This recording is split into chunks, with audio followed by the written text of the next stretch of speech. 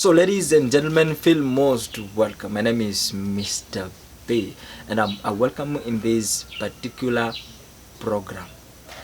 Today, let us talk about how other people are left behind because of the kind of evolution which has taken place all along.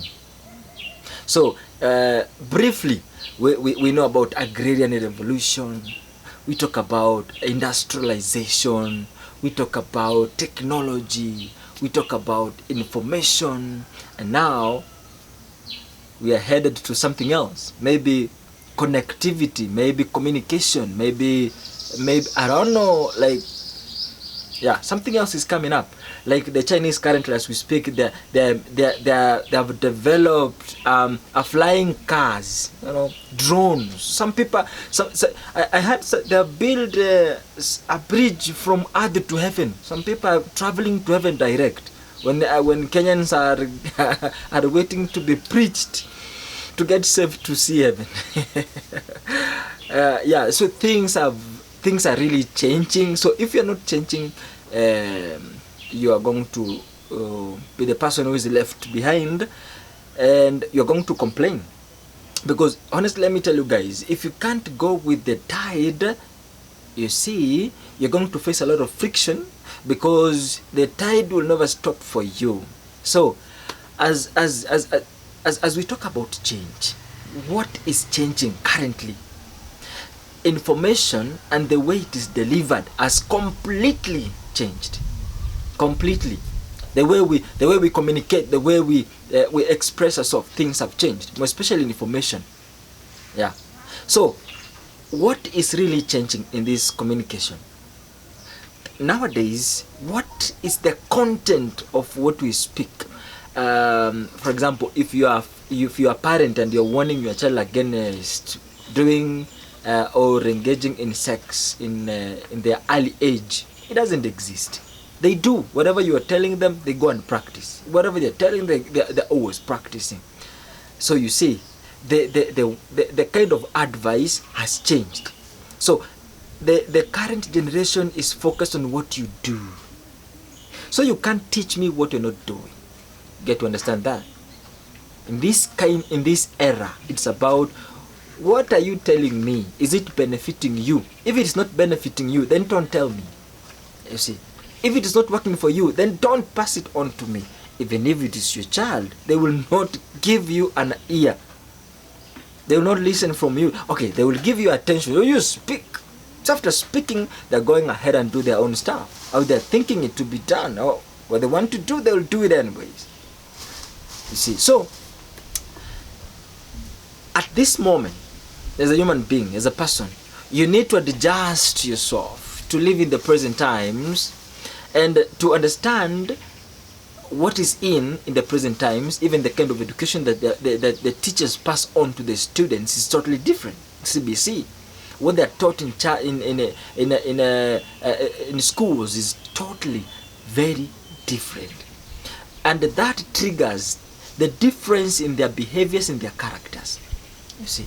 Now, what about when you talk about the young parents? Young parents, the way they're nurturing their children is totally different. In the ancient times, we have some parents who up to now they're still putting pressure on their children. They're beating their children. You see.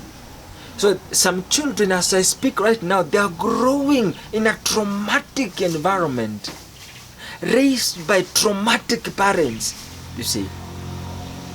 So what we advise people, what we do, what we pass on to your child or to the next generation, or what you want the world to be, this generation dictates you to be exactly what you're teaching and what you're informing them.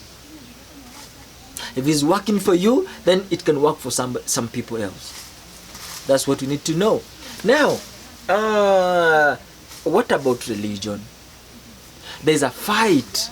Currently, there's a fight between the people and the church. When I say church contains doctrines, constitution, beliefs, Bible, all those. So some people are getting out of the norms and the beliefs of the foundation of the church. Reason why? You see, we cannot live in the world of hope. And some hopes that does not happen.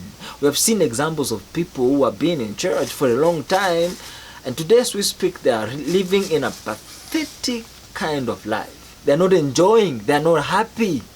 You see, now we are asking ourselves a question. If what you are consuming is good, then why are you unhappy? Why are you gloomy? Why are you disappointed? When you look at their families, and you realize that their families are scattered. They have no true love, they have no compassion, they have no compassion, they have no integrity. You know, this is, by the way, I'm going to ask this question, just a random question. If you put a Muslim here and you put a Christian here in your business, this is M-Pesa and this is M-Pesa, or this is in your hotel and this is hotel. Now these are there are all managers in that hotel. Who will you probably trust? Who will you, from the first sight, who will you trust? Most people, when I was asking this question, they say no. I can, truly speaking, I can trust a Muslim. And I asked the question, why should you trust a Muslim than a Christian? They said, you know what, Muslims, they respect other people's things. They respect other people's properties. They are not fond of stealing other people's properties because they know the cost. They know what this is going to do in their lives. You see. But what about Christians? Christians teach what they don't practice. You see. Christians will put pressure on you what they totally do not practice. So what am I talking? Which message do I have to Christians? That as much as we are blaming the generation, that this generation have rebuked and rejected God, but I can say that this is the generation that walks the walk of God, because they are walking in the life of truth. There's nothing to hide in this world. And of course in the ancient times, this is how it used to be. People used to live in a true life. They had no Bible, they had no doctrine, they had no constitution, they had to live in a free world. But what about now? We have to live according to the doctrine and the constitution of the church, according to how they want us to be. You see, so instead of the church giving people freedom, it is restraining the people. And the current generation, as I speak right now, is a generation of freedom. They want to walk on the light. They have nothing to hide. Everything is in the open air. You either consume it or leave it. Either you are my mother, you are my dad, you are my uncles. It doesn't matter, because what you used to pass on to me did not benefit me. So what do you want me to do, or how do you want me to live? So in the Christianity values and principles and doctrines, they need serious amendments. You see, the way we are passing this information need to be improved. Because yes, we are not fighting against the church, but then we are asking ourselves a question, that what are we teaching the people? And what impact do we want to see at the end of it about what you're teaching? Because this is what I learned from different authors and even in the Bible. You see, you do not become great by teaching. You see, I do not become great by speaking and giving this information, but greatness is seen in the people. That what you passed on to the people, it created an impact in these people, and the people are going to speak on the importance of the information that you impacted in the minds. So most people are so proud that the crowd was big, or the people applauded, or they were happy about the information.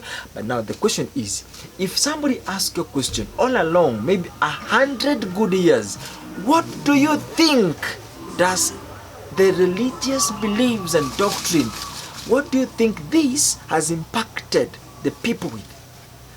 Do people, like if I give the example of my family, my mother was a deacon and she ended up living in a pathetic kind of life.